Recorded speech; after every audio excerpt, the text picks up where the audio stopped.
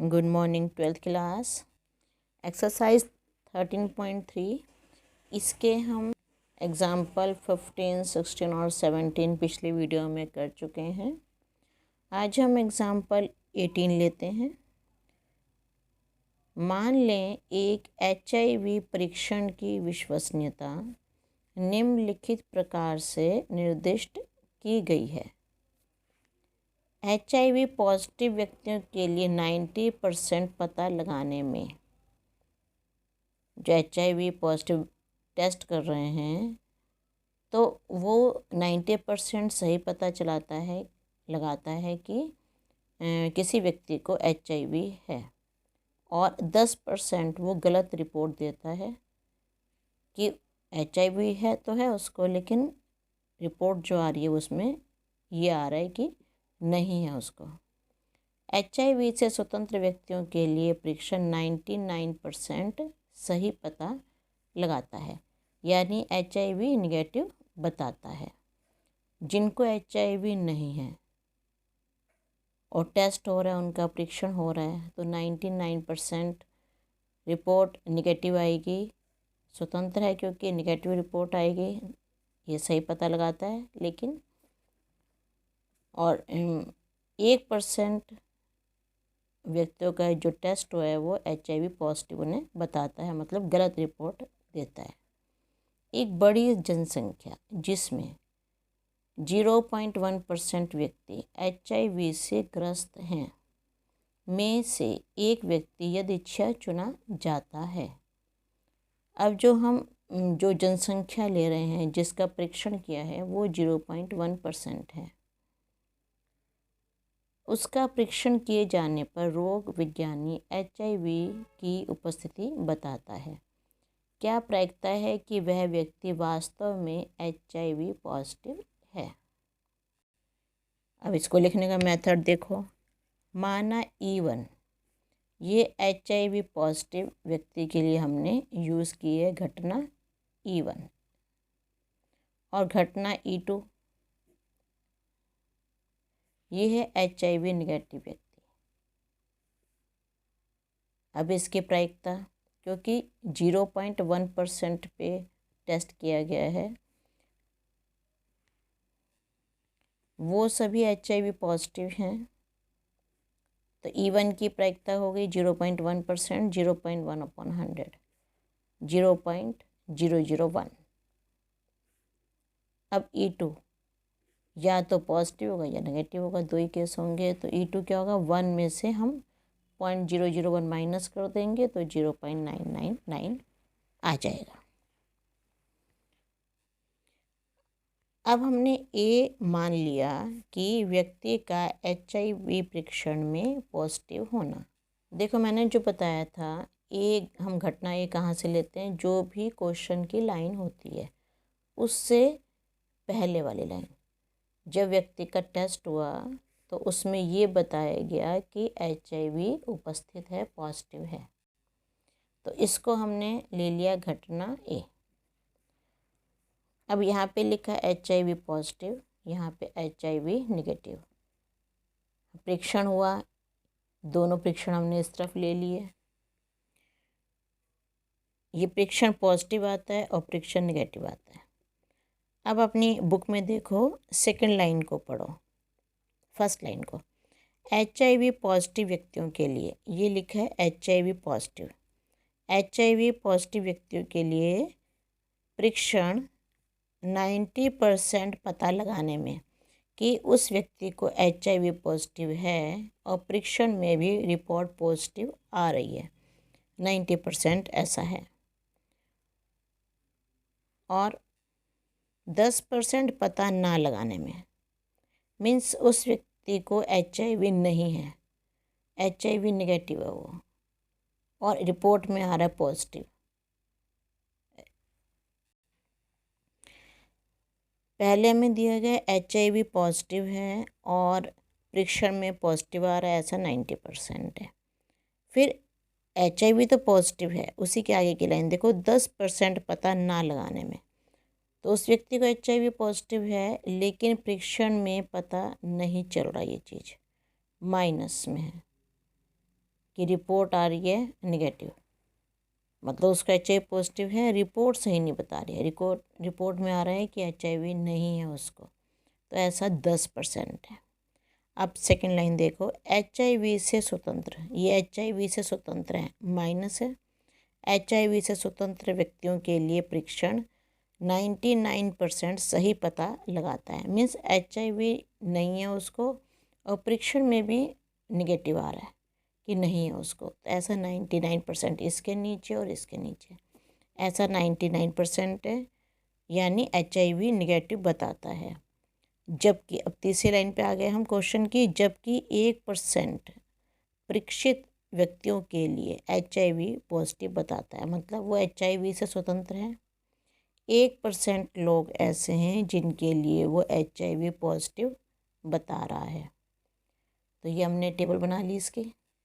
अब इसमें पूछा गया हमसे क्या प्रायिकता है कि वह व्यक्ति वास्तव में HIV पॉजिटिव है, मतलब वास्तव में का मतलब उसकी रिपोर्ट भी पॉजिटिव आ रही है और वो भी व्यक्ति HIV पॉजिटिव है, रिपोर्ट भी पॉजिटिव आ रही है। तो पॉजिटिव के लिए हमने E1 लिया है। अब देखो PA गिवन दैट E1, मतलब टेस्ट पॉजिटिव आ रहा है और वो व्यक्ति भी HIV पॉजिटिव है। ऐसे कितने हैं, 90% है, 90/100, 9/10, 0.9 आ गया, क्योंकि हमें A जो दिया है वो HIV पॉजिटिव के लिए दिया हुआ है। अब देखो A गिवन दैट E2, मतलब परीक्षण में तो पॉजिटिव है, A हमने माना है टेस्ट पॉजिटिव है तो परीक्षण पॉजिटिव है, लेकिन उस व्यक्ति को HIV नहीं है। ऐसे कितने हैं, 1%, 1/100 मीन्स 0.01। अब हमें पूछा गया है क्या प्रायिकता है कि वह व्यक्ति वास्तव में HIV पॉजिटिव है। तो नाउ वह व्यक्ति वास्तव में HIV पॉजिटिव है, मतलब क्या हुआ कि व्यक्ति HIV पॉजिटिव है और परीक्षण पे उसका पॉजिटिव ही आ रहा है। बेस प्रमेय द्वारा PE1, क्योंकि हम पॉजिटिव के लिए निकाल रहे हैं, PE1 given that A, PE1 PA given that E1, PE1 PA given that E1 plus PE2 PA given that E2। अब हमने सबकी वैल्यूज़ पुट कर दी, सॉल्व करा। देखो डेसिमल के बाद 1 2 3 4 डिजिट हैं, तो 1 2 3 4, डेसिमल के बाद 4 डिजिट हो गई और इनको गुणा करा, इनको गुणा करा, सॉल्व करा इनको। अब देखो इन दोनों को ऐड करेंगे तो डेसिमल के नीचे डेसिमल आना चाहिए आपका, 0.1089 आ रहा है। अब इसमें 1 2 3 4 हैं डेसिमल के बाद डिजिट्स, इसमें 1 2 3 4 5 डिजिट्स हैं। तो क्या करेंगे, डेसिमल से डेसिमल हटाएंगे, यहाँ भी 1 0 और लगा देंगे, क्योंकि 1 2 3 4 5 ऊपर हो गई, 1 2 3 4 5 नीचे हो गई। अब ये 3 0 जो नंबर से पीछे 0 हैं ये बेकार है, इधर से ये 0 बेकार है, इनको हटा रहे हैं वैसे, तो 90/1089 हमारा आ जाएगा आंसर। नेक्स्ट एग्जाम्पल 19, एग्जाम्पल 18 हमारा इम्पोर्टेंट है, 19 करते हैं। एक बोल्ट बनाने के कारखाने में मशीनें, यंत्र ABC का कुल उत्पादन का क्रमशः 25%, 35% एंड 40% बोल्ट बनाती हैं। जो खराब बोल्ट बन रहे हैं वो A के 5% हैं, B के 4% हैं और C के 2% हैं। बोल्टों के कुल उत्पादन में एक बोल्ट यदि इच्छा निकाला जाता है और वह खराब पाया जाता है, हमें प्रायिकता बतानी है कि यह बोल्ट मशीन B द्वारा बनाया गया है। तो पहले तो हम E1 E2 E3 मान लेंगे, मशीन A द्वारा बोल्ट बनाना, मशीन B द्वारा बोल्ट बनाना और मशीन C द्वारा बोल्ट बनाना, ये तीनों हम मान लेंगे घटना E1, घटना E2 और घटना E3। अब PE1 ये में दे रखा है 25%, E2 दिया हुआ है 35% और E3 दिया है 40%। परसेंट को हटा के अपॉन 100 कर देंगे, 25/100, 35/100 एंड 40/100। घटनाएं E1 E2 E3 परस्पर अपवर्जी व परिपूर्ण हैं, मतलब अगर इन तीनों को जोड़ोगे तो पूरा 100 आएगा। इसका मतलब परस्पर अपवर्जी हैं और परिपूर्ण हैं। माना घटना डी, क्योंकि हम ए बी सी, वैसे तो हम इसको ए मानते हैं हर बार, ठीक है, लेकिन यहाँ मशीन ए दे दी ऊपर हमें, तो अभी हम इसको ए नहीं मान सकते। ए बी सी तीनों हमारे पास हैं, अब डी मान लेंगे इसको हम। डी बोल्ट खराब है, डिफेक्टिव है बोल्ट। अब देखो हमें तीनों के दिए हुए हैं कि डी डिफेक्टिव बोल्ट है और मशीन ए द्वारा बनाया गया है। इसकी प्रायिकता, मशीन ए द्वारा खराब बोल्ट बनाना, ये 5% है, तो 5/100 आ जाएगा। D given that E2 machine B द्वारा खराब बोल्ट बनाना, तो 4% है, 4/100। और सी मशीन द्वारा खराब बोल्ट बनना, ये 2% है, 2/100। अब हमें ये कहा गया है कि इस बात की प्रायिकता बतानी है कि बोल्ट मशीन बी द्वारा बनाया गया है। तो बी की क्या है प्रायिकता, घटना E2 लिया है बी को हमने, मशीन बी जो बोल्ट बना रही है वो E2 है। तो हमें निकालना है PE2 गिवन दैट डी, कि बोल्ट ख़राब है, वो E2 मशीन बी द्वारा बनाया गया है। तो जो हम यहाँ पे लिखते हैं उसी को हम ऊपर लिखते हैं। ये E2 है तो यहाँ PE2, PD given that E2, ये 2 थोड़ा नीचे लिखेंगे इसमें हम, और नीचे हम तीनों का योग कर सकते हैं, E1 E2 E3 सबका योग करेंगे नीचे, सबकी वैल्यूज़ पुट कर देंगे। हमने निकाल ली ऊपर वैल्यूज़। अब 100 × 100 आ रहा है, ये कॉमन ले लो, 1/100 × 100 35 × 4। ऐसे यहाँ से भी इन सबको कॉमन ले लो, ये 25 × 5 यहाँ बचेगा, 35 × 4 यहाँ बच जाएगा, 40 × 2 यहाँ बच जाएगा। अब ये कैंसिल हो गया। अब 35 × 4 140 हो गया। इन तीनों को हाँ मल्टीप्लाई करके जोड़ेंगे तो 345 आ जाएगा। और इसको अब हम कट करेंगे, 5 से कट होगा, 5 2 × 10, 5 8 × 40, 5 6 × 30, 5 9 × 45, तो 20/69 इसका आंसर आ जाएगा। एग्जाम्पल 20 करते हैं। एक डॉक्टर को एक रोगी देखने आता है। वो डॉक्टर ट्रेन, बस, स्कूटर या किसी अन्य वाहन से आ रहा है। उसकी प्रायिकताएँ हमारे दी हुई हैं। ट्रेन की पहली वाली है, बस की दूसरी वाली है, स्कूटर से तीसरी वाली है और किसी अन्य वाहन से चौथी वाली है। यदि वह ट्रेन, बस या स्कूटर से आता है तो देर से आने की प्रायिकता है 1/4, 1/3, 1/12, और किसी अन्य वाहन से आता है तो उसे देर नहीं होती। तो हमें ये बताना है यदि वह देर से आया तो उसकी ट्रेन से आने की प्रायिकता ज्ञात कीजिए। हमने मान लिया घटना E1 है, डॉक्टर ट्रेन से आए। E2 घटना है, डॉक्टर बस से आए। E3 घटना डॉक्टर स्कूटर से आए। E4 घटना डॉक्टर अन्य वाहन से आए। प्रायिकता E1 की निकालो आप, 3/10 दिया हुआ है हमें, E2 की 1/5, E3 की 1/10 और E4 की 2/5। अब हमने घटना ए को मान लिया कि डॉक्टर देर से आए। क्वेश्चन से पहले ये लाइन लिखी हुई है, डॉक्टर देर से आए, तो ए घटना हो गई वो।